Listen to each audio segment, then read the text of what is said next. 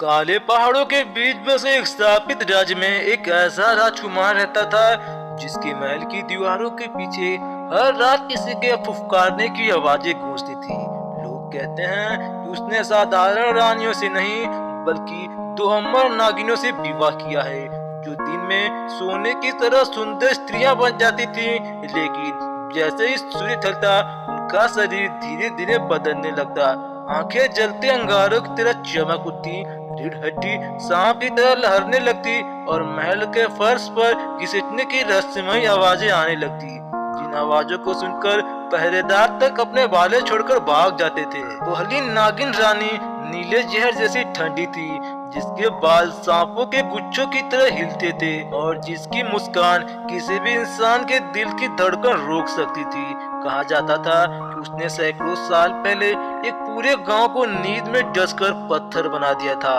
और दूसरी नागिन रानी लाल आंखों वाली अग्नि जैसी थी, जो अपने फन फैलाकर महल की छत तक छू सकती थी और जिसके एक पुकार में इतनी शक्ति थी कि दिए अपने आप बुझ जाते थे और दीवारों से खून जैसे आंसू टपकने लगते थे। राजकुमार को वरदान मिला था कि जब तक दोनों नागिन रानियां उसके साथ हैं तब तक कोई दुश्मन उसका बाल भी बांका नहीं कर सकता। लेकिन उसी वरदान के साथ एक भयानक श्राप भी जुड़ा था कि हर पूर्णिमा की रात उसे अपने ही राज्य के किसी एक व्यक्ति को महल के नीचे बने नागलोक में भेजना होगा,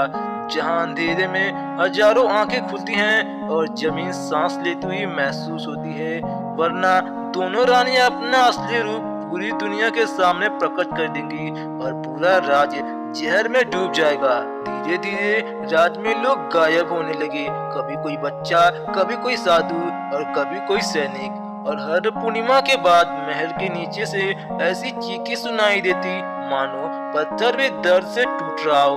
महल की झील का पानी लाल होने लगा, पेड़ों की पत्तियां सांप की खाल जैसे उतरने लगी और रात में जो भी महल की ओर देखता उसे खिड़कियां में दो विशाल साए फन फैलाए बैठे दिखते थे, जिनके पीछे राजकुमार एक परछाई की तरह छोटा और कांपता हुआ खड़ा होता था।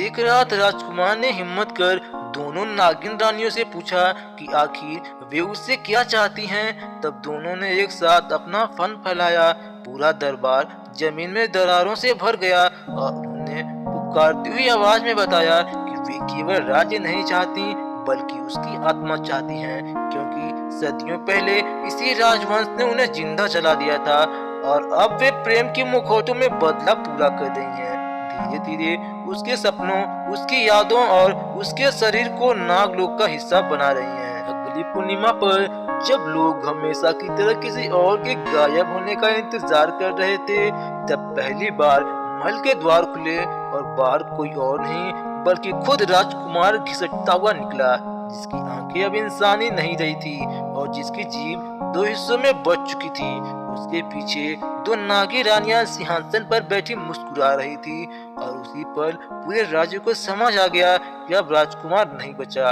अब इस राज्य का राजा खुद नाग बन चुका है और अगली बलि शायद पूरा शहर होगा।